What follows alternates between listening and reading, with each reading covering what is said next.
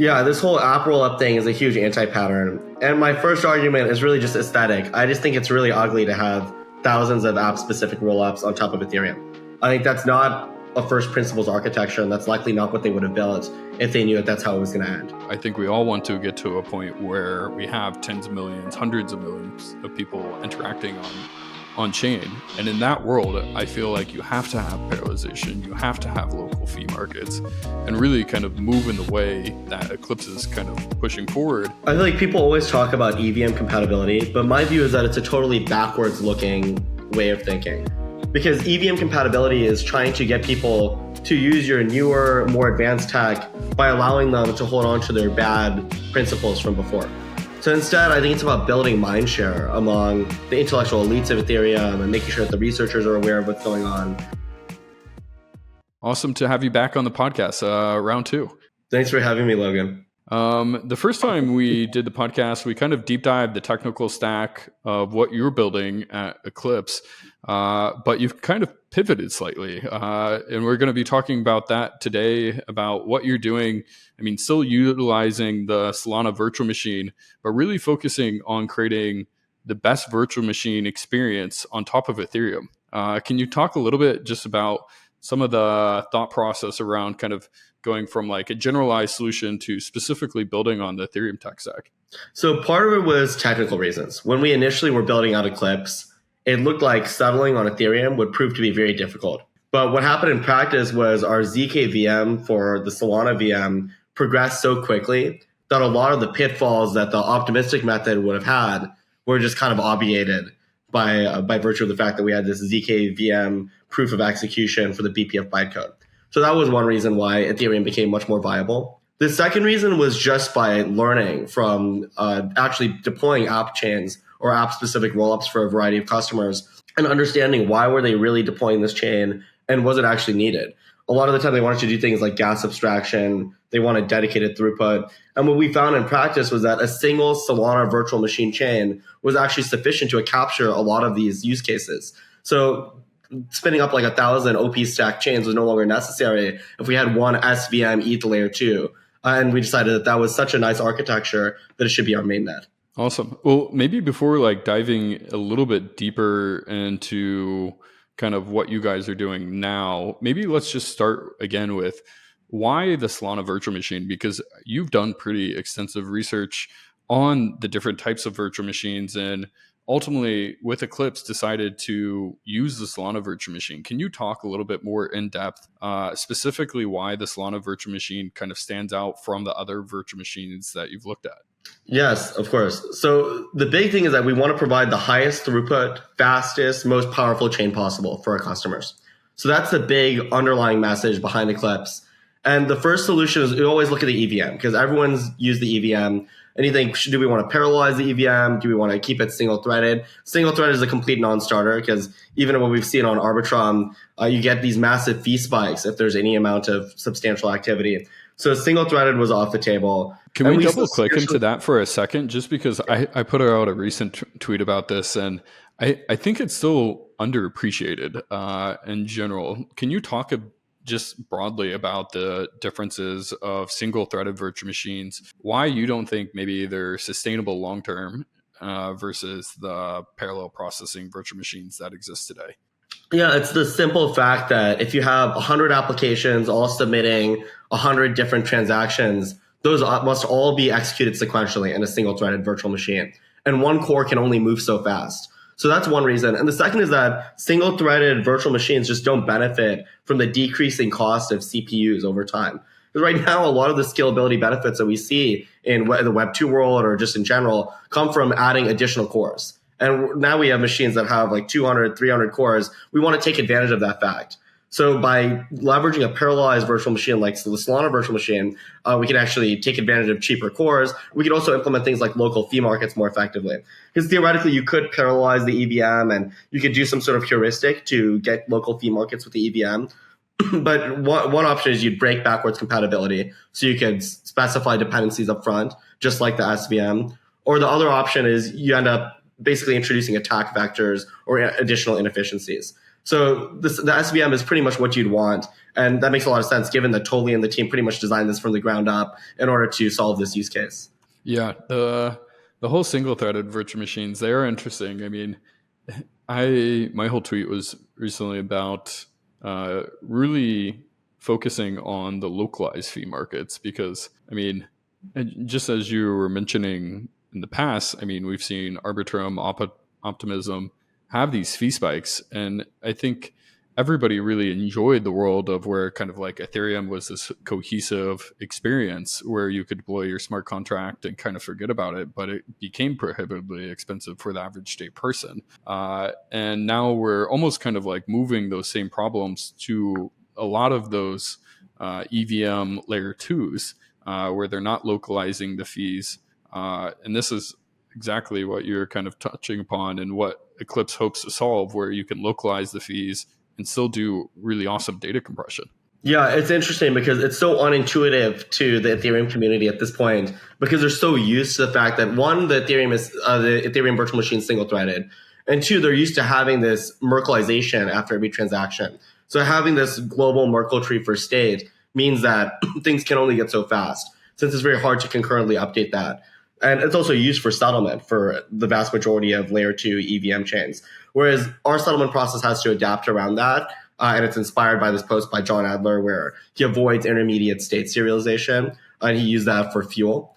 But that's pretty much the big insight, which is that in order to effectively have a parallelized virtual machine as a layer 2, you have to remove that Merkle tree. And that's something that a lot of the Ethereum community has not really considered.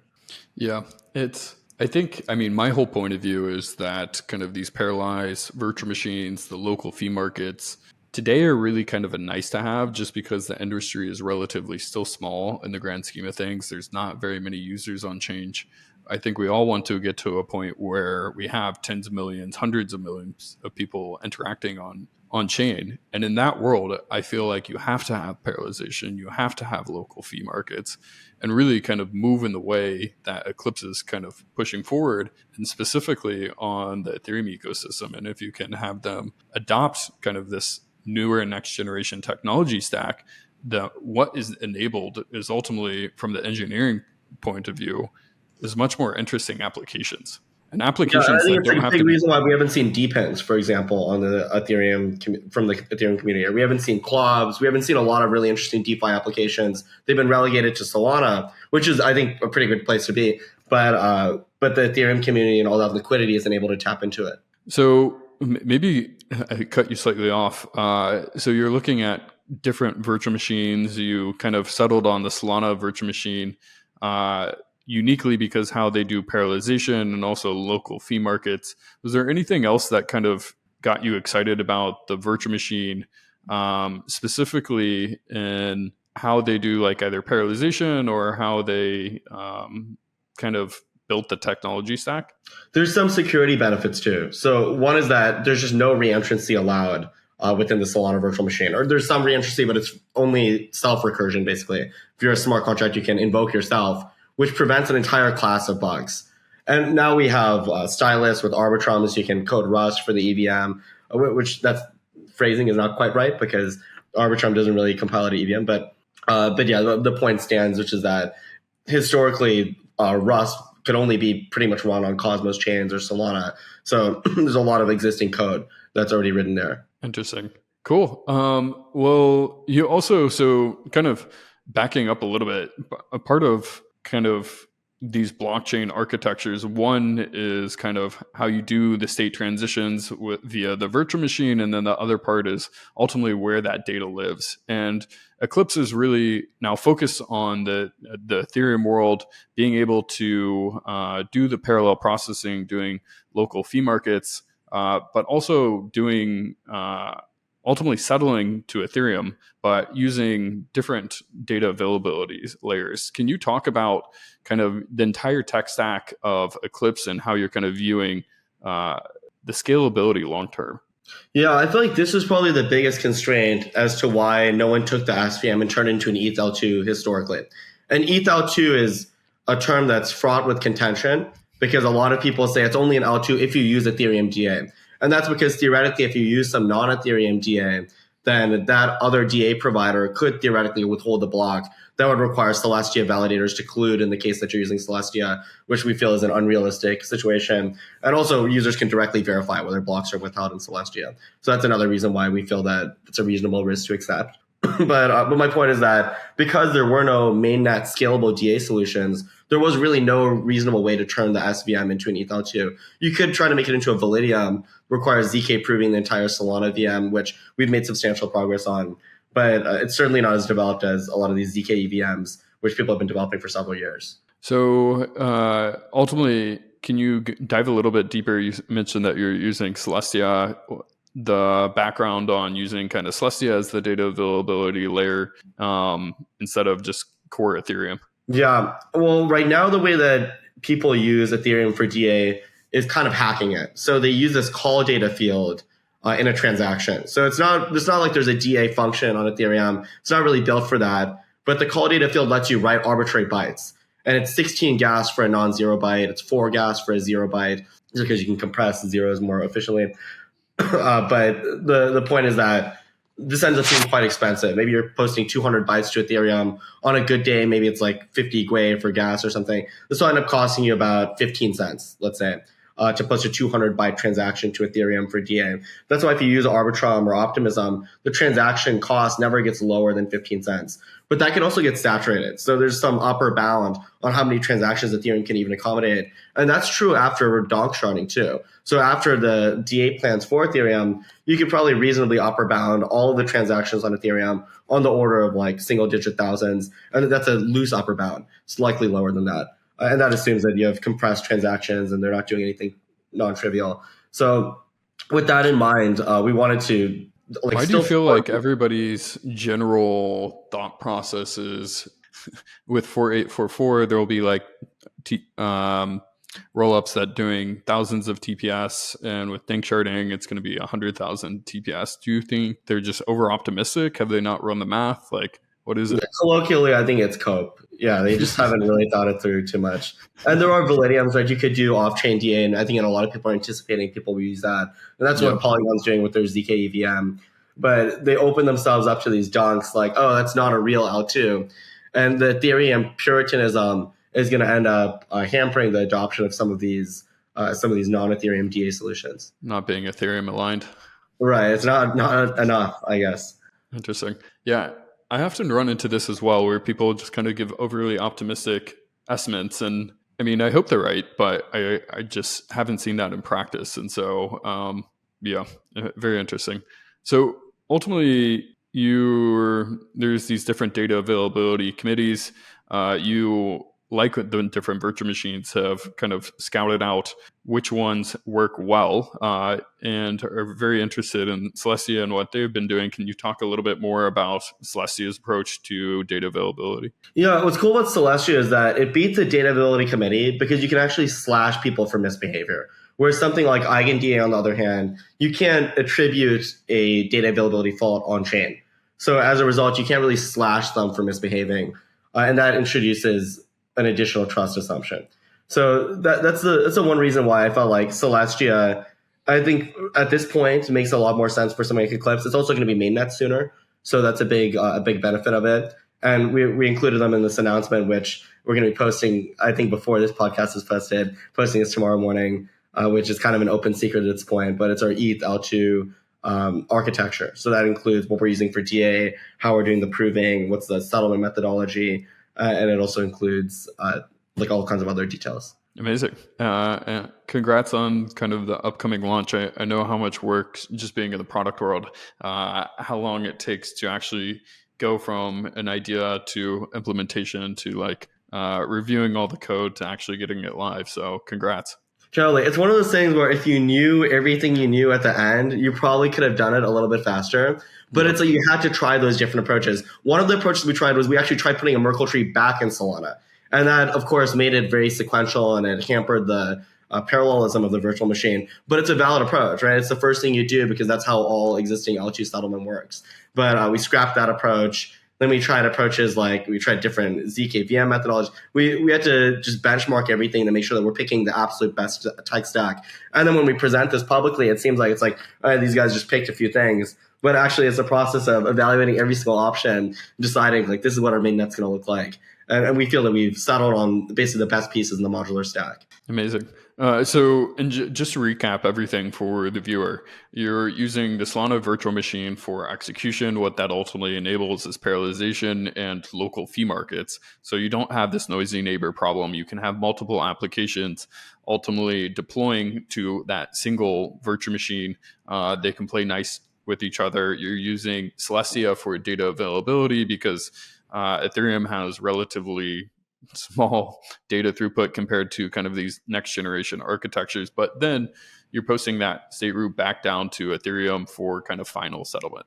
Yeah, it's like the Solana virtual machine produces a bunch of information. So it'll produce a block, and then we also have to include some additional information in this block for settlement. That's all made available through Celestia. The root of that is relayed to Ethereum via, in the future, quantum gravity bridge, which is some tech by Celestia. But you can just think of it as just verifying the Celestia quorum signature and providing that root that was posted. That's posted to Ethereum, and verifiers can re-execute those transactions that were made available. If they disagree with that root, then they can dispute it on chain on Ethereum. Okay, amazing. And I guess so. In the end state, really, I think today, one of the points of view in at least the modular world, or particularly in the Ethereum side with the Ethereum virtual machine, is that you have multiple different rollups or multiple different layer twos. Because they are all sequential, they kind of need their own application per individual rollup per application. But when you parallelize that, that is no longer the case, and you can have that state all kind of logically centralized, which just makes it play nice with each other. Can you kind of talk about maybe diving a little bit deeper into that and really explain from the developer point of view, why is it so much more advantageous to build kind of logically centralized than having like specific applications and their single layer twos? Yeah, this whole app rollup thing is a huge anti-pattern. And my first argument is really just aesthetic. I just think it's really ugly to have thousands of app-specific rollups on top of Ethereum. I think that's not a first principles architecture, and that's likely not what they would have built if they knew that that's how it was going to end. So the Solana architecture is just so much more elegant in its design as an execution layer, because it's a single composable execution layer, which is really what these rollups are trying to achieve with things like shared sequencers. And the reason why they want that is because of, first, liquidity fragmentation. You end up with a bunch of cash on all sorts of different chains. So now users need to keep track of it. There's more complexity for developers, so you have to bridge it. There's additional trust assumptions associated with bridging. And then the third thing is, it's just from a user experience perspective. I saw some tweet where some guy said, hey, can MetaMask please make a way to search chains? Because I have like 40 chains on my MetaMask. And he showed a video clip of him scrolling through. I was like, this is just ridiculous. And this is just going to get so much worse with all these app-specific chains like Ribbon. And I think that there are some cases where app chains make a lot of sense. Like DYDX is doing great work. And I think that those cases are generally rare. So that's the reason why we still continue to support some of those. I think that Injective's Cascade chain makes a lot of sense for them, given that they want to bring SVM compatibility to their ecosystem in the same way that we're bringing it to Ethereum. And that's a chain that we've deployed for them.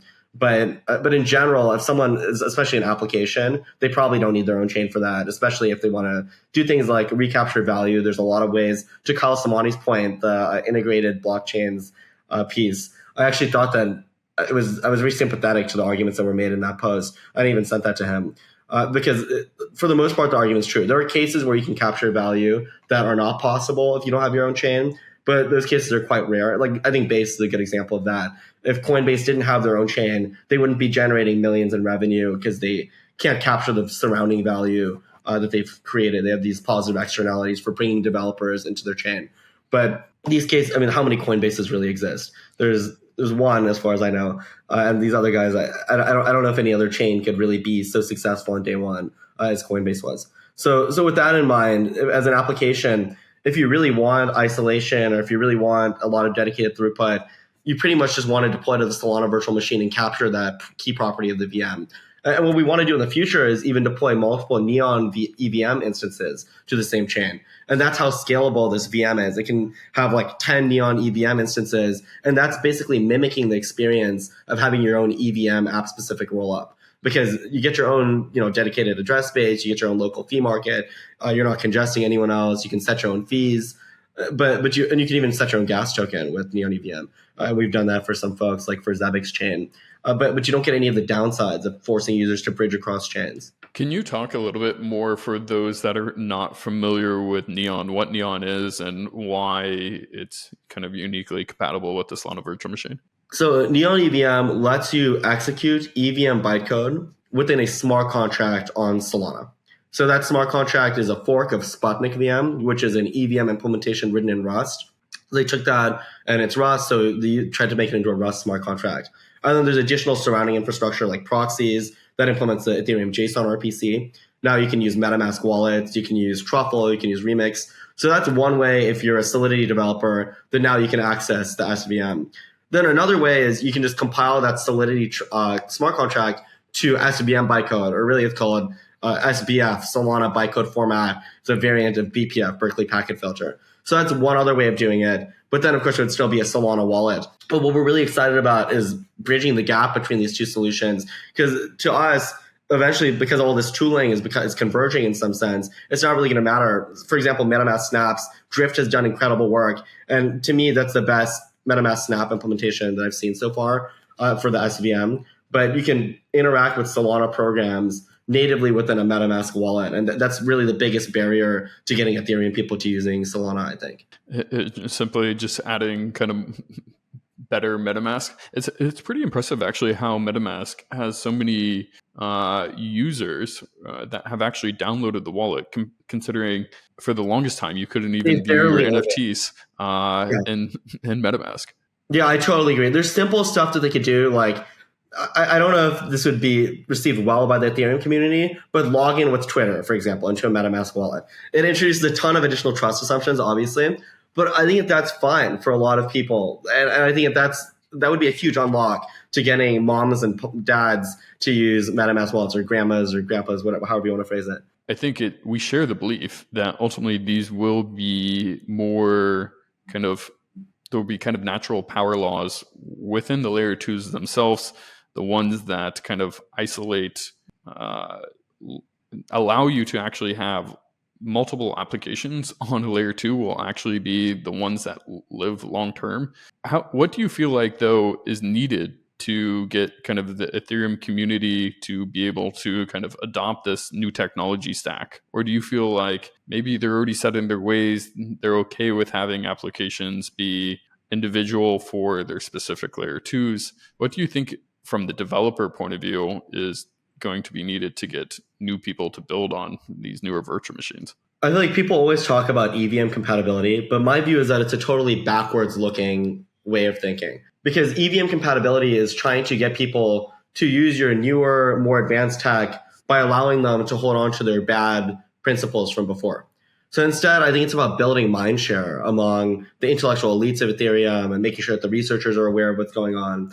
And I think Fuel did a lot of that initial paving, given that they're a parallelized virtual machine, it's a different language. I think that Sway might just be one step too far, just because it's highly unintuitive for people to learn a new language. But Rust is highly accessible, and people have been doing Rust even in non-crypto communities. So I think that's going to be a big part of it. And then a second part is also demonstrating the technical merits in practice. So people might not even realize why Arbitrum still has fee spikes. And it's just because they haven't looked at Solana seriously enough. But by bringing the SVM to Ethereum, I think they're forced to take a closer look. And I think that this could even turn into an NFT hub for Ethereum, given that NFT mints are often the cause of these massive fee spikes or global fee congestion. I think it could turn into a DeFi hub, and that was a lot of the initial narrative behind Solana is the NASDAQ for blockchain. So there's a lot of directions it can move in, but it's going to be proof is in the pudding and showing these new types of applications that can only exist in a parallelized VM. I think that will be one impetus to adoption. And then the second thing is I think we need to see the failure of a lot of these OP stack chains. And one reason is going to be because of unit economics. A lot of them just are not economical to run. Part of that is because of the design of OP stack. The trickiest part is keeping the L2 timestamp in sync with the L1 timestamp. And doing that requires the sequencer to post fairly frequently to the L1. And that posting ends up imposing a cost of 6 figures plus annually, even if you have no transactions on your OP stack chain. So that's one issue that I think for a lot of applications, it's not going to be profitable for them to have their own chain. And you see these guys like small NFT projects or sometimes proof of concept, account abstraction projects. And I think that those are really great pieces of research and they run them on testnet, but running that in mainnet is never going to be economical. So seeing those examples not graduate to mainnet, and I think it's going to force people to wonder, why is no one running this stuff in mainnet? They'll realize it's because it just doesn't make sense from a financial perspective. Do you think ultimately, I mean, kind of breaking that apart a little bit further on like the OP stack specifically, I mean, they have focused on the Ethereum virtual machine kind of being backwards compatible. They will run into this noisy neighbor problem where they don't have fee isolation. So one application will ultimately make other applications less usable if one starts to get traction. But then the second part of that is really kind of posting that data to Ethereum. And we kind of alluded to this in the beginning, is even with 4844 and kind of ding sharding, the Ethereum throughput will still be relatively limited on a grand scheme of things. Do you think people will ultimately just use different data availability layers like you're doing with Celestia and then ultimately just post that route back to Ethereum? Or how do you envision kind of that long-term game? Yeah, I think so. And basically the folks that are stuck to using Ethereum only DA, the folks that are trying to stay as EVM compatible as possible, they're making it's like a completely different bet than Eclipse, which is Eclipse is forward looking. We're thinking what's required to reach a mass scale on Ethereum, and we're building what's required in order to do that. Whereas something like Scroll, on the other hand, or Optimism, the whole philosophy is stay as native to the EVM as possible. And Optimism literally just forked to Geth and tried to make as few modifications as possible. They have this change list of each modification that was made. You can see it's pretty minimal. It's like less than 300 or so changes. And that's something that's not really consistent with our philosophy. That actually, in some sense, we try to make as minimal changes to Solana as possible because we just don't want to. We want to continue to benefit from the developments on the virtual machine, so we want to keep merging those in. But to some degree, Solana is a much newer code base, so it just doesn't have the same vestiges. It's probably fine to try to depend on the latest version of Solana as opposed to the latest version of the EVM. And I think that's attested to by the fact that Maker was looking at the Solana VM as their first option for their own chain. Yeah, that was super cool. And I think slowly but surely, I mean, it obviously, to me, feels like the sentiment is changing on the timeline. People are becoming more open-minded. And I think bear markets almost force you to be a little bit more pragmatic and look at it with a little bit more objectively and say, all right, like, what is this used for? And why am I paying so much money? Or what practicality does this actually provide me in my day-to-day life? And I remember in kind of the 2020 timeframe, 2021, to use any other blockchain other than Ethereum was like sinful, but that feels no longer the case today. There's obviously multiple different ways to kind of approach the scaling problem. And Solana has really been pioneers in that front, and people are becoming much more open-minded to maybe Solana is the thing that will help get us to mass adoption much quicker. Yeah, and I think there's even roles for Solana as an L1 within a modular world. Even if rollups end up really taking off, Solana as an L1 could be used as a shared sequencer. And we're working with a team that's actually building that out for. I probably shouldn't say the other rollups, but Eclipse and a couple other rollups will strongly try to implement Solana as the sequencer, so people would post transactions there actually. And then they would be globally ordered. You can get composition between rollups. But the reality is that in a world with, let's say, 4 or 5 rollups or 4 or 5 L2s with serious adoption, the idea of shared sequencers is probably less relevant. Yeah. And in that world, I mean, it seems fairly obvious to that each of those virtual machines or layer 2s have to be parallelized. Can you envision a world where that is not the case? Or like if you had to take the opposite side and say, all right, for whatever reason, the single-threaded virtual machine won, is there anything that comes to mind where you're like, all right, this somehow won? I could see one of the L2s still remaining single-threaded for sure. I could even see a couple because of just legacy reasons. So Scroll, I think, has a really good advantage in that sense. Given it's so native to Ethereum, it's the closest thing as possible to scaling Ethereum block space. And in order to really meet that requirement, they'd have to also allow for invoking things on the L1 from the L2, and I think that's something that they have in the works as well. And that's actually like a key innovation of L2s in general, the fact that you can do this inbox, outbox type stuff. So that's one reason why they might stick around. But yeah, I think by placing a bet on a parallelized L2 right now, you're ahead of the pack. And ultimately, like we welcome more parallelized VMs to exist as L2s. And one thing that you ultimately said as well was that you can pay in your native token or like ETH if you wanted to. Can you talk about that? Because I think that's a little bit contrarian to what majority of the layer 2s have done in the space, where they have gone out, raised a bunch of venture money, and then ultimately launched their own token, and then you pay in that token. Yeah, so right now for our chain, the gas is just ETH. And we want to stay as ETH aligned as possible, just given, and by ETH aligned, I know that's like a controversial phrase. What I mean is that we want to make it as seamless as possible for Ethereum users to use this chain. So we want to use Ethereum for settlement, meaning the bridge is right there. We want to just use ETH for gas. We don't want to make you buy another token. We want to use Ethereum wallets. So that's what I mean by that phrase. But anyway, so yeah, we won't have our own token for this. But in that Neon EVM architecture that I was getting to earlier, where we could deploy multiple Neon EVM instances, Neon EVM gets its own native token. And right now the native token for Neon is Neon. But you can set that to anything. So you could set that to Zabbix token, which is what we did for Zabbix Nautilus chain, which is basically a way that we were able to dog food or test out our Eclipse chain architecture, make sure that it's stable, work out any kinks before we launched our mainnet. And the idea is that when you bridge in a token, then you just mint more of the Neon native token. That's one way of architecting it. Or another way is you just mint it all at Genesis. You have a smart contract that identifies when something was bridged in, and then you send the tokens to the correct address. But they're structurally equivalent. Interesting. Very cool. Yeah, no, I appreciate that the design space is continuing to broaden. It felt a little bit too rigid for some time, and I would say it was more like an ideology thing than it was kind of really like a technical point of view. And I'm glad that you and the Eclipse team are coming along and being like, look, we have a different point of view. We think this is objectively better. And over the long time frame, this space kind of will go in this direction. It's not kind of a question of if, but when.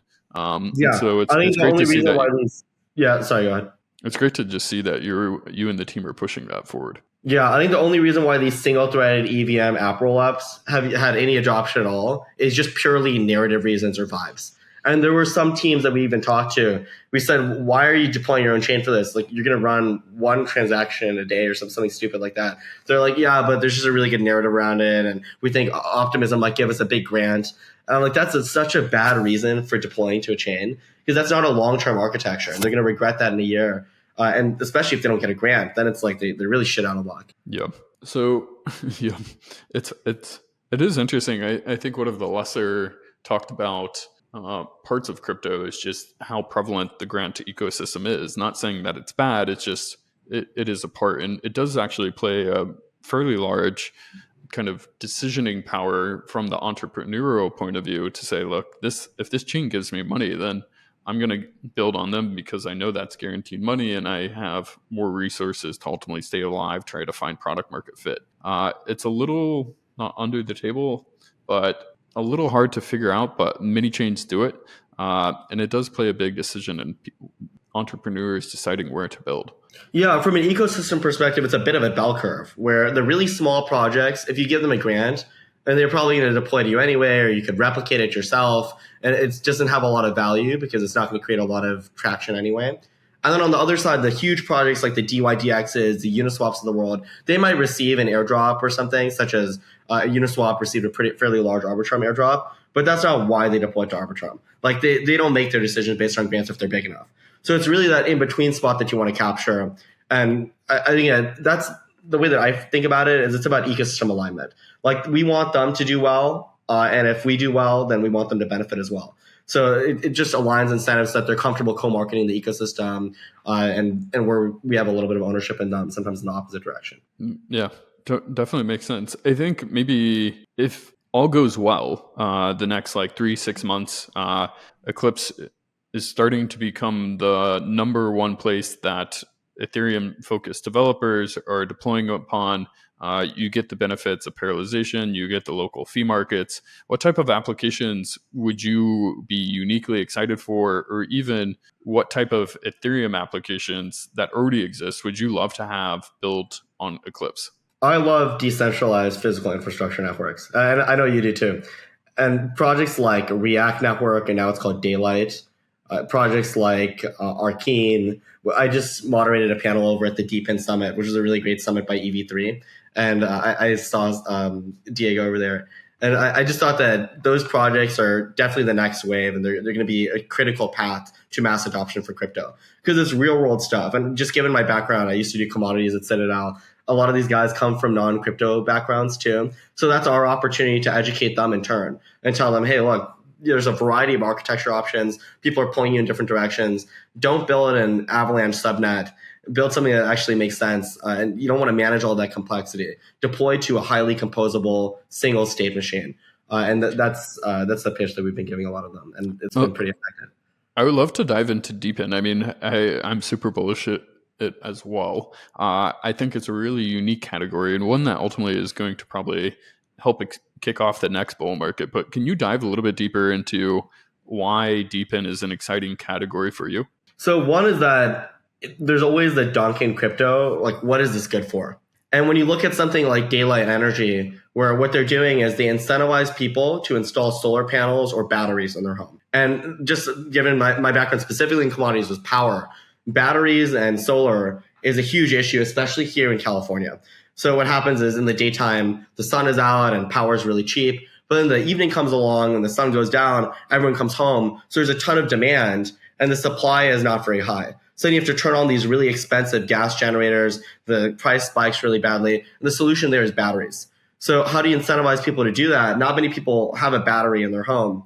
But if you can give them some kind of token incentive and reward them for almost subsidize them in the initial stages, but then in the long run, you can make that money back because by stabilizing the grid, there's some like overall surplus that was generated and that gets like a little bit technical into power details, but it's because of startup costs of gas generators and all this stuff. So if you can capture that surplus, then you can return it back to the network. And it's actually a profitable investment to be placing all these batteries in a very decentralized way. So examples like that I find very compelling. And the problem is that it's very hard to explain to lay people because it's oftentimes these very specific supply chain or commodities needs. But they actually are solving a serious problem. And it has a name in California. It's called the duck curve. And I mean, I don't know if anyone's following the Texas power market right now. There's all these reliability issues with power going out and it's hitting the price cap. It's like $9,000 per megawatt hour. So there's all kinds of issues about energy reliability. So I like that sector. I like things like Jensen. I don't know if that really qualifies as DeepIn, but I think at the AI crypto intersection is going to be really interesting. I know that sounds extremely like grifty, but I think that there's also going to be a huge need for a ton of GPUs, and verifying the behavior of those GPUs is going to be really important just because there's obviously mass utility that's generated from these AI models. I've been using ChatGPT very regularly, and I'm just thinking about how we could make that more scalable and make it so that it no longer like censors the answers. It's obviously self-censoring quite a bit. And I don't know if you've checked out those things like jailbreak ChatGPT, but I've been using those a little bit. I don't know if that's going to get my license revoked for saying that, but those are we have to do these weird workarounds. Whereas if we could just directly pay a network like Ethereum or something in order to get that same functionality, I'd probably do it. Yeah, I mean, for me, that functionality, being able to coordinate humans, I think, is vastly underrated. I mean, and really, if you look back historically, has really kicked off a lot of the bear markets to like something new. And in 2017, that was ICOs, where you kind of were in a prolonged bear market, had some new way to coordinate humans, and that ICOs ultimately was that thing. It kind of got a little bit out of hand, but in that, there were some unique companies ultimately born. I believe Maker launched during that time, BNB, quite a few. In fast forwarding to 2020, I mean, Compound launching liquidity mining, kind of kicking off that entire new wave, really kind of spearheading, I would say, the bull market in 2020. And I think going forward, these decentralized physical infrastructures and how they formate capital, how they ultimately incentivize people to do things in the real world, like you were saying, whether that's energy, whether that's GPU compute, whether that's Hive Mapper with data, Helium, they're all fascinating ways to coordinate humans in the real world that will kick off, in my opinion, kind of or at least push forward the acceleration of the next bull market. Yeah, totally agree. And you always hear these crypto skeptics. They'll look at things like Helium and they'll point to like the like cash flows flowing into the network. They're like, oh, it's too low. And it's like they're completely misunderstanding what a token even is. Like they're trying to treat it like a stock. And it's like that's not what we're even looking at. There's so many other mechanics that are going on. There's even not to get into too much of this in a public podcast, but yeah, I just think that people don't understand tokens at all, and they're definitely thinking about them incorrectly, and that leads them to have unfounded skepticism toward DePINs. Yeah. So outside of DePIN, what other type of are there any Ethereum native projects that you would love to see kind of expand into either Eclipse via native Solana SBF code, or just either utilizing Neon to have higher throughput in those localized fee markets? So we put a post out on the MakerDAO forum on their new chain proposal. We think that one alternate architecture could be if they deployed that as an L2, because it still allows the forking that they really wanted for sovereignty. So that was one idea. As far as Ethereum native projects in general, though, I think a lot of them are best kept on the Ethereum L1. So I think Uniswap is a good example of that, because all the liquidity is there already. I don't know if it's so easy for them to fork and just move to an L2. Because if you look at Arbitrum, for example, Uniswap's not the number one AMM there. It's not even the number one exchange. There's like GMX, there's all these other winners. So that tells me that people don't just deploy to these marquee apps just because they move to a new chain. They have to be the category king there. And you can be a category king on one chain and you're not on another. And people have their money on the Ethereum L1 because they want it there. Because they don't want to bridge it somewhere else, and they like the completely minimal trust assumptions a lot of the time. And as a liquidity provider, it's like you're already taking on so much risk. You don't want to add on additional idiosyncratic risk on top of that. Whereas things like order books or perps exchanges, I think, are extremely well suited to a chain like this. So I almost want to see new types of apps brought to the Ethereum ecosystem rather than seeing them trying to retrofit their existing stuff. And I think that's a huge advantage of not having EVM compatibility, because I just know that if we were an EVM compatible chain, we'd get so many forks in the same way that we saw in BNB and in Polygon. We got like Sushi Swap and there's like a million of them. So I don't want to see that in our ecosystem. And I'd actually rather see net new 0 to 1 applications in the same way that the Solana community has continually produced. I fully agree. I mean, it's interesting as the tech stack progresses, and the analogy that I always kind of use is going from like dial-up to broadband to fiber optics. What type of new applications are enabled? Especially when you have the localized fee markets, once you have parallelization, you have high data throughput, it allows you to build kind of on-chain order books, where in the past, when you're stuck to 12 transactions per second, have a relatively limited throughput, that's almost impossible. And people tried it. It just didn't work. And so the AMM was ultimately created. But when you remove those limitations, when you increase the throughput, when you isolate fees, new possibilities come about. And I think that's really where, to your point, like this new wave of innovation will really come from, is by unboxing the engineers and giving them a much larger sandbox to play in. Yep, totally agree. Yeah, removing constraints and then also giving them like a big pool of money to tap into. I think that's why I like being on Ethereum, frankly. It's just there's a lot of people that are there. And I think if they're looking for things to do with that ETH, it's just sitting there like dry gunpowder. So I think we're excited to create new use cases for that. Do you think, so you mentioned a lot of the liquidity currently lives on Ethereum L1. In this kind of end state vision, do you think that liquidity continues to stay on the layer 1 for Ethereum, or do you think that ultimately gets bridged over time into these layer 2s that predominantly kind of have majority market share? Well, what's good about like Ethereum on a layer 2 though is that it still remains on the L1. It always stays in that bridge contract. It's just like synthetic ETH or some non-native representation that's minted somewhere else. So I think that's probably the version of the Ethereum ecosystem that I see playing out. Definitely a few chains. The ETH is all still sitting there. People could theoretically interact directly with the ETH L1, or realistically, they're likely going to benefit from just posting directly to the L2. Makes sense. Well, another thing that you mentioned earlier on, I think particularly that caught my eye, was around either the optimism chains or building kind of your own subnet. against building, particularly focusing on a layer 2. Can you talk about some of the trade-offs about either spinning up your own zone or superchain versus a subnet versus particularly just focusing on a layer 2 and kind of bootstrapping that with an ecosystem that's kind of the team has less resources. How am I trying to say this?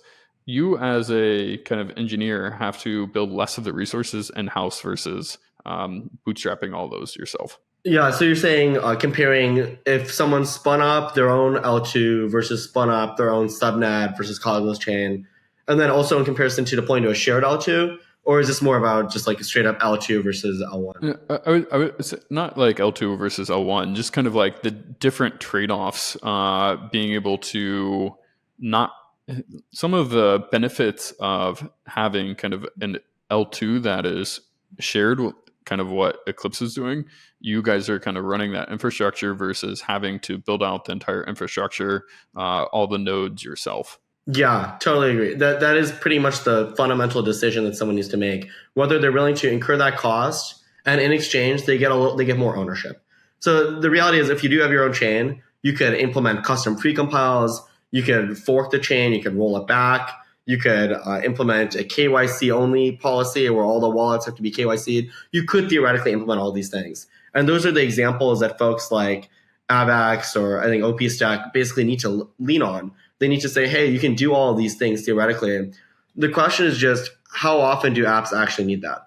And if they do, is there some way for them to achieve it on a shared chain so that they don't have to incur that cost of worse liquidity, of liquidity fragmentation, worse UX, all this dust sitting on a bunch of different chains just because users won't, when they bridge off, there'll be a little bit left over. Do they want to incur all of that, or do they think that they can get all that functionality that they need on a shared L2? Yeah. Do you think, I mean, going back to kind of what we were talking about earlier with kind of modulated versus integrated, do you feel like that extra customization is really beneficial to people? Like, I mean, there are those small use cases, but do you feel like in general, people just over optimizing, having flexibility for the sake of flexibility? Like, can you like dive a little bit deeper into that? I think the cases where I think the cases where customization matters, it matters a lot. So it's cases like DYDX or Maker or these absolute whales of projects, but there's just so few of those. And usually, if people are asking us whether they should have an app chain, if they're even wondering, then it's probably a no, because that means that they're in the early stages. They're probably not that big of an app. A large enough app typically has seriously considered all the possibilities using their existing infra, in the same way that when you're solving an algorithms question, always use your existing tools. So use what's already there. And it's one of the ways that I usually explain a lot of algorithms to people. I'm like, well, you're already familiar with this one. What if you adapted the problem statement or you adapted the algorithm to do X, Y, or Z? And then just extrapolate from there. So just doing those small changes incrementally is typically how I recommend developers think too, as they're figuring out the right environment for their application. So with that in mind, maybe there's an app that's on the ETH-L1. The most natural place for them to go next is probably in the ETH-L2, depending on if that suits their needs as an application. And to some degree, this SVM ETH-L2 is so generic that it should pretty much suit every need.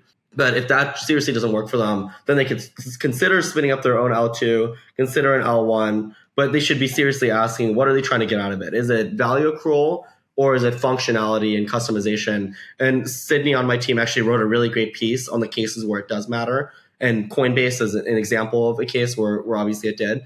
But yeah, there aren't that many Coinbases to that point earlier. Do you think on the Coinbase front, do you think long-term they add parallelism, or do you think they keep with like the EVM tech stack and do not add local fee markets? I'm like super curious by this. I think that Coinbase is very intellectually earnest. So I think eventually they're going to come around to parallelism. But that's going to require some kind of fork. I think it might be very technically difficult to make that migration. I'm very curious. I mean, even with FriendTrack, I mean, the fees have started to spike a little bit. And so I really appreciate what Coinbase has done in kind of pushing the space forward. I'm curious, specifically with Base, what they end up doing long term. because I don't want Base to become so successful that it kind of suffers from its own success because it doesn't have the parallelization in the local fee markets. That's a great way of phrasing it. Yeah, suffering from their own success, from one, the tech, which could hamper it. But the other part of it is when it's successful, they have very little reason to adopt new tech. Like it's working, right? People are using it. Yeah, the fees are high, but in some ways it's kind of like the ETH L1 as it exists right now.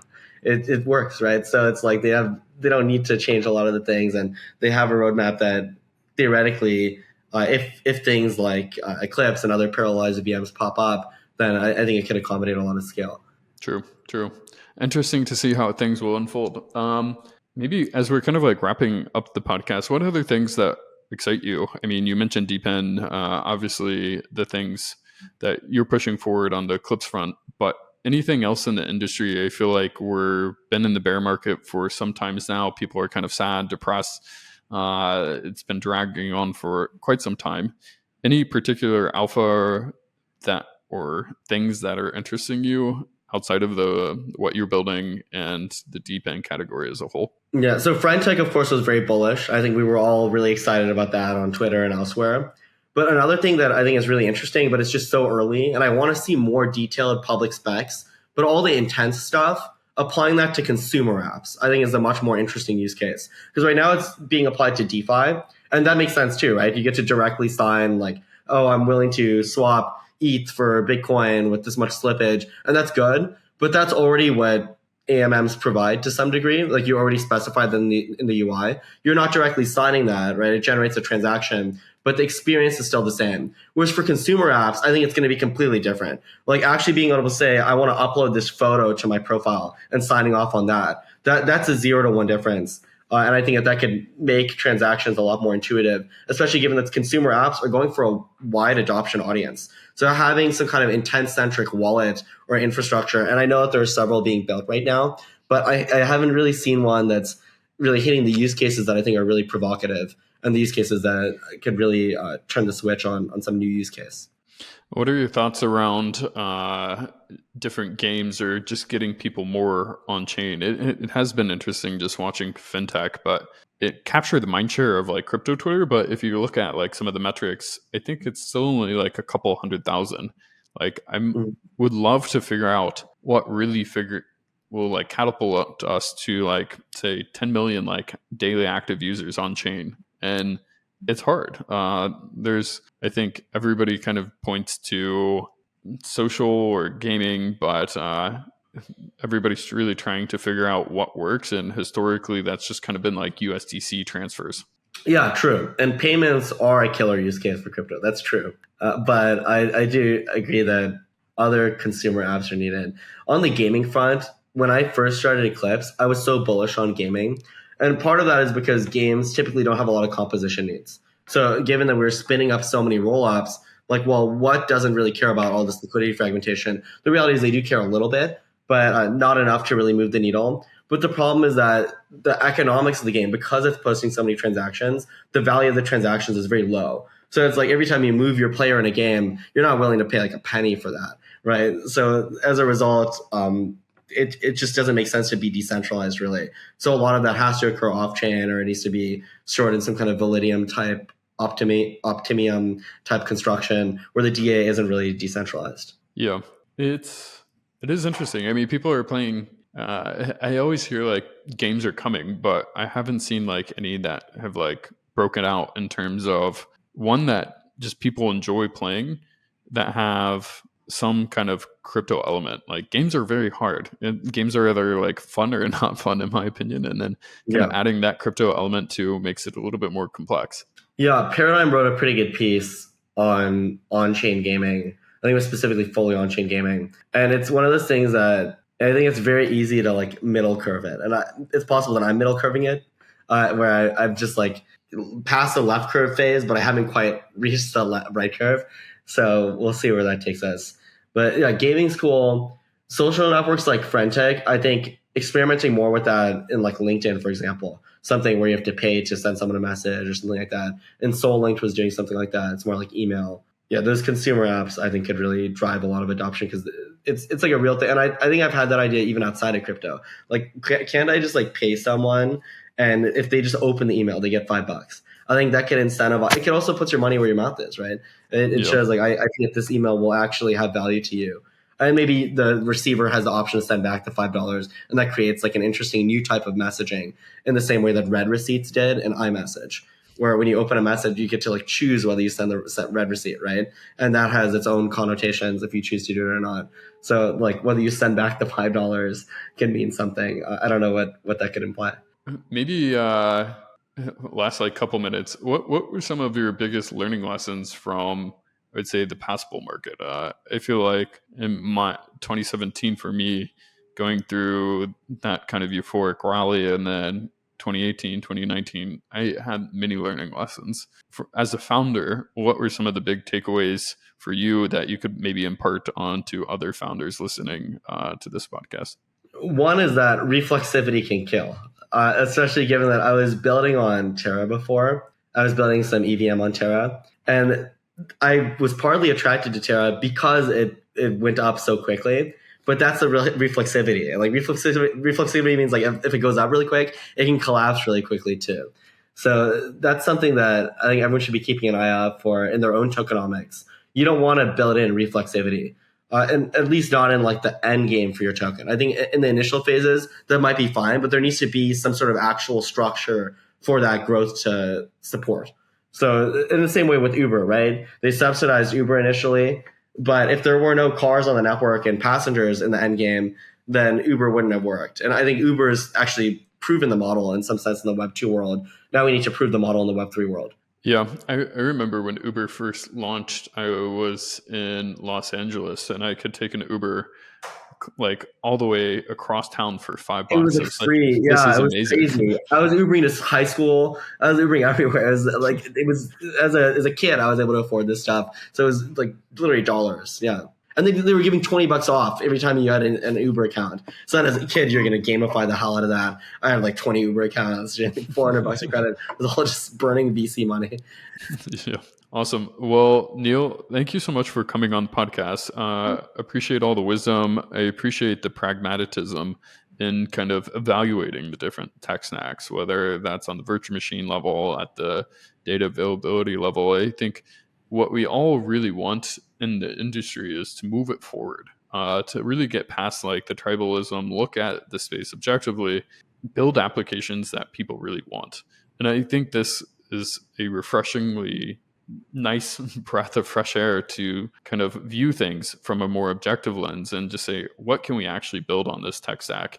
And does it push the space forward? And I think that's exactly what the Eclipse team is doing. And so I really look forward to seeing how Eclipse does on Ethereum. On paper, it makes a lot of sense. And I think people will hopefully see that as well. Thank you, Logan. And we hope to capture the Solana audience and the developers. And if there's any Solana developers out there, feel free to reach out. On Twitter, we're Eclipse FND. I'm Neel Salami on Twitter. So my DMs are open. You can always reach out. Awesome. Thanks again.